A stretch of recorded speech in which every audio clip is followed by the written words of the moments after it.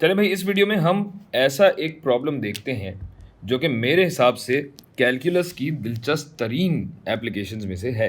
अगर आपसे कहा जाए कि ये एक सॉलिड है आपके पास जो कुछ ऐसी शक्ल रखता है, आधा कोन कह लें, और इसकी वॉल्यूम या आपको इसका हजम अगर निकालना है तो किस तरीके से निकालेंगे। यहाँ आपको ग्राफ दिया गया है x plus y is equal to 1 का।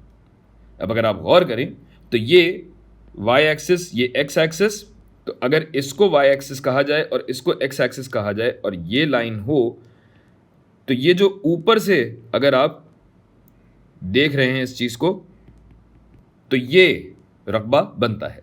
और इस रकबे में फ़र्ज़ कीजिए मैं एक ख़त खींच दूँ मिसाल के तौर पे यहाँ, तो अगर इस लाइन को इस सॉलिड पे या इस शेप पे मैं देखूंगा और इस लाइन के ऊपर अगर सॉलिड को देखा जाए तो आपका रकबा ये बनता है, जो कि अगर आप गौर करें तो एक सेमी सर्कल या आधा दायरा है। इसको मैं अलग से निकाल के भी आपको दिखा देता हूं। ये जो आपके पास निस्फ दायरा है ये मैंने बना दिया।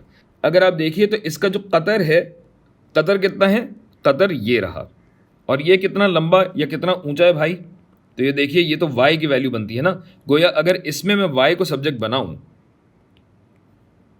यानी इस लाइन की इक्वेशन जो है मैं अगर तमीज से लिख दूं तो ये हो जाएगा y इज इक्वल टू, तो y is equal to 1 minus x के होने का क्या मतलब है कि इसका जो साइज होगा, इसकी जो कदर होगी वो 1 माइनस एक्स होगी। गोया ये जो मेरा कतर हुआ, पूरा जो मेरा कतर हुआ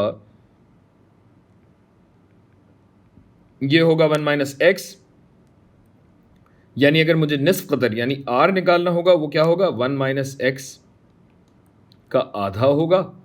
और रेडियस निकालने से क्या हुआ कि अब अगर मुझे इसका रकबा निकालना है तो रकबा तो होता है पाई आर स्क्वायर्ड, और चूंकि ये निस्फ दायरा है तो इसका आधा हो जाएगा, तो रकबा बना पाई बाई 2 ज़रब आर का स्क्वायर यानी 1 माइनस एक्स का कुल मुरब्बा बटा 2।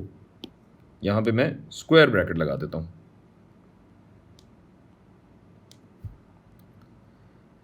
ठीक है, लेकिन हमें रकबा तो नहीं निकालना, हमें तो वॉल्यूम निकालनी है ना।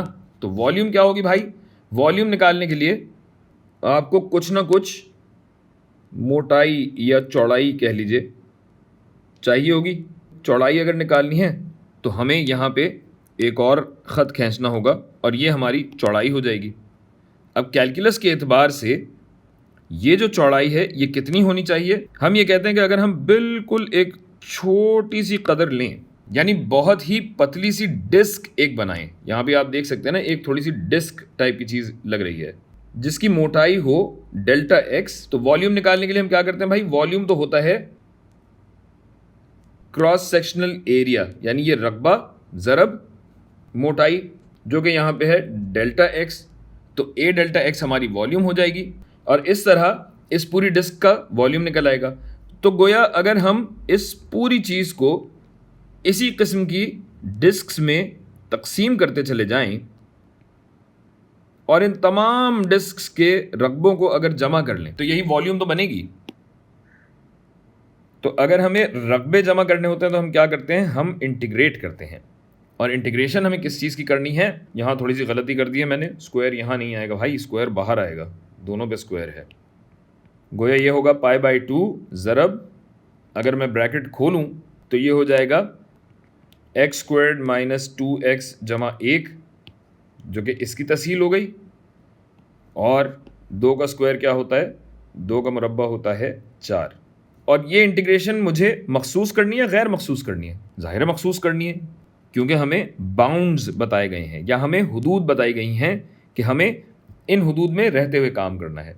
तो हुदूद क्या होंगी भाई, 0 से लेके 1 तक होंगी। और अगर आप गौर करें तो अभी तो मैंने सिर्फ ये रकबा लिखा है, मैंने सिर्फ ए लिखा है, डेल्टा एक्स से भी तो ज़रब देना है। अच्छा, अब डेल्टा एक्स जो है वो मैंने एक वॉल्यूम के लिए कहा था, लेकिन अब हम क्या कर रहे हैं, अब हम लातादाद या लामहदूद रकबों को यहाँ पे जमा कर रहे होंगे। और ये जो डेल्टा एक्स भी है, कैलकुलस की थ्योरी के हिसाब से आप जानते हैं कि ये डेल्टा एक्स कम से कम तर होता जाता है, तकरीबन सिफर होता जाता है। तो अगर ऐसा होता है तो हम यहाँ लिखते हैं डी एक्स, डेल्टा एक्स नहीं डी एक्स लिखते हैं, कि अब हमें इंटीग्रेट करना है x के एतबार से। तो चलिए अब इंटीग्रेट करते हैं। जो कॉन्स्टेंट्स हैं उनको बाहर ले आइए, पाई बाय 4 दूनी 8,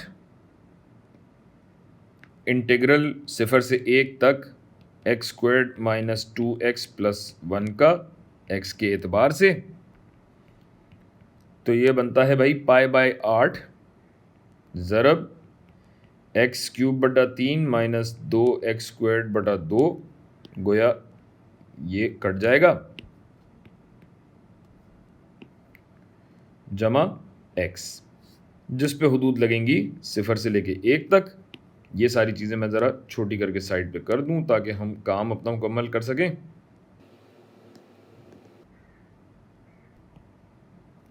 तो अब जब आप हुदूद लगाएंगे तो ये हो जाएगा pi by 8 ज़रब 1/3 minus 1 plus 1, 1/3 minus 1 plus 1, ये दोनों एक दूसरे को काट देंगे तो हमारे पास ये बचता है, जिसके हिसाब से हमारी जो वॉल्यूम बनी वो बनी पाई बाय 24।